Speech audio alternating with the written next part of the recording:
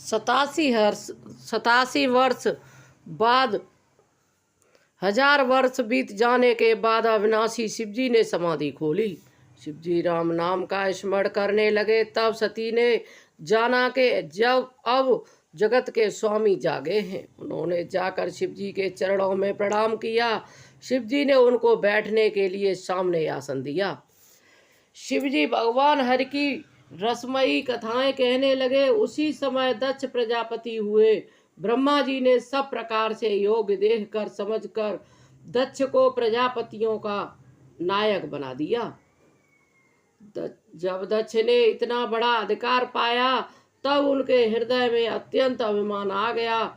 जगत में ऐसा कोई नहीं पैदा हुआ जिसको प्रभुता पाकर मद न हुआ हो। दक्ष लिए मुनि बोले सब करन लगे बड़ जाग। नेवते सादर सकल सुर जे पावत मखवाग। दक्ष ने सब मुनियों को बुला लिया और वे बड़ा यज्ञ करने लगे। जो देवता यज्ञ का भाग पाते हैं दक्ष ने उन सबको आदर सहित निमंत्रित किया। दक्ष का निमंत्रण पाकर किन्नर नाग सिद्धि गंधर्व और सब देवता अपनी अपनी स्त्रियों सहित चले। विष्णु ब्रह्मा और ब्रह्मादेव महादेव जी को छोड़कर सभी देवता अपना अपना विमान सजा कर चले। सती ने देखा अनेकों प्रकार के सुंदर विमान आकाश में चले जा रहे हैं।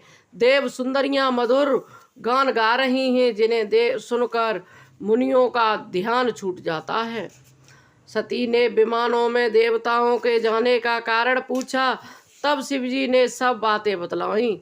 पिता के यज्ञ की बात सुनकर सती प्रसन्न हुई और कहने लगी कि यदि महादेव जी मुझे आज्ञा दें तो इसी बहाने कुछ दिन पिता के घर जाकर रहूं, क्योंकि उनके हृदय में पति द्वारा त्यागी जाने का बहुत भारी दुख था।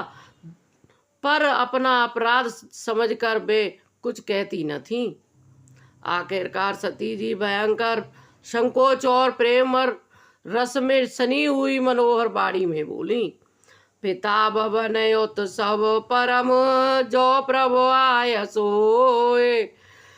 तो मैं सो जाओ कृपायतन सादर देखन जोए। हे प्रभु, मेरे पिता के घर में बड़ा उत्सव है। यदि आपकी आज्ञा हो तो मैं कृपा के धाम आदर सहित उसे देखने जाऊं। शिवजी ने कहा, तुमने बात तो अच्छी कही है, पर यह मन को भी पसंद आई है, पर उन्होंने न्योता नहीं भेजा, वह अनुचित है। दक्ष ने अपनी सब लड़कियों को बुलाया है, किंतु हमारे बैर के कारण उन्होंने तुमको भी बुला दिया। एक बार ब्रह्मा को सभा में हमसे अप्रसन्न हो गए थे, उसी से वे अब भी हमारा अपमान करते हैं। हे भवानी, जो तुम बिना बुलाए जाओगी तो न शील स्नेह ही रहेगा और न मान मर्यादा ही रहेगी। यद्यपि इसमें संदेह नहीं कि मित्र स्वामी पिता के घर के बिना बुलाए भी जाना चाहिए, तो भी जहाँ कोई विरोध मानता तो हो उसके घर जाने से कल्याण नहीं होता। शिवजी ने बहुत प्रकार से समझाया, पर हीनहार व सती के हृदय में बोध नहीं हुआ। फिर शिवजी ने कहा कि यदि बिना बुलाए जाओगी तो हमारी समझ में अच्छी बात न होगी। कहे देखा हर जतन बो रायन दक्ष कुमार। दिए मुख्य गण संग तवो विदा की न त्रिपुरार। शिवजी ने बहुत प्रकार से कहकर देख लिया, किंतु जब सती किसी प्रकार भी नहीं रुकी तब त्रिपुरारी महादेव जी ने अपने मुख्य गणों के साथ देकर उनको विदा कर दिया। भवानी जब पिता के घर पहुंची तब दक्ष के डर के मारे किसी ने उनकी आवभगत नहीं की। केवल एक माता भले ही आदर से मिली, बहनें बहुत मुस्काती हुई मिली। दक्ष ने तो उनकी कुछ कुशलता तक नहीं पूछी। सती को देखकर उल्टे उनके सारे अंग जल उठे। तब सती ने जाकर यज्ञ देखा तो वहां कहीं शिव जी का भाग दिखाई नहीं दिया। तब शिव जी ने जो कहा था वह उनकी समझ में आया। स्वामी जी का अपमान समझकर सती का हृदय जल उठा। पिछला पति त्याग दुख उनके हृदय में उतना नहीं व्यापा था जितना महान दुख इस समय अपमान के कारण हुआ है। यद्यपि जगत में अनेक प्रकार के दारुण दुख है, तथापि जाति अपमान सबसे बढ़कर कठिन है। यह समझकर सती को बड़ा क्रोध आया। माता ने उन्हें बहुत प्रकार से समझाया बुझाया।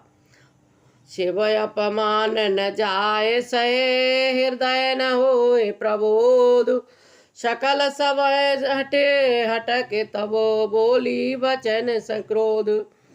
परंतु उनसे शिव जी का अपमान सहा नहीं गया।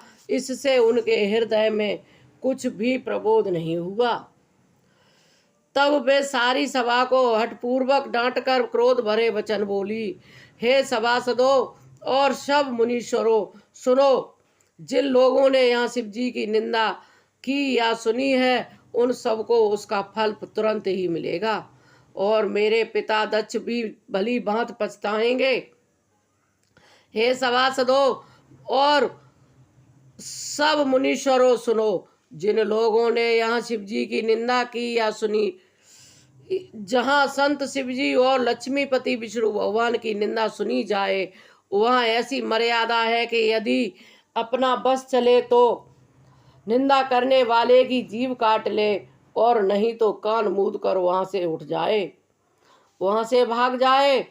त्रिपुरार दैत्य को मारने वाले भगवान महेश्वर संपूर्ण जगत के आत्मा हैं। वे जगत पिता और सबका हित करने वाले हैं। मेरा मंद बुद्धि पिता उनकी निंदा करता है और मेरा यह शरीर दक्ष ही के वीर से उत्पन्न है। इसलिए चंद्रमा को ललाट पर धारण करने वाले वृषकेतु शिव जी को हृदय में धारण करके मैं इस शरीर को तुरंत ही त्याग दूंगी। ऐसा कहकर सती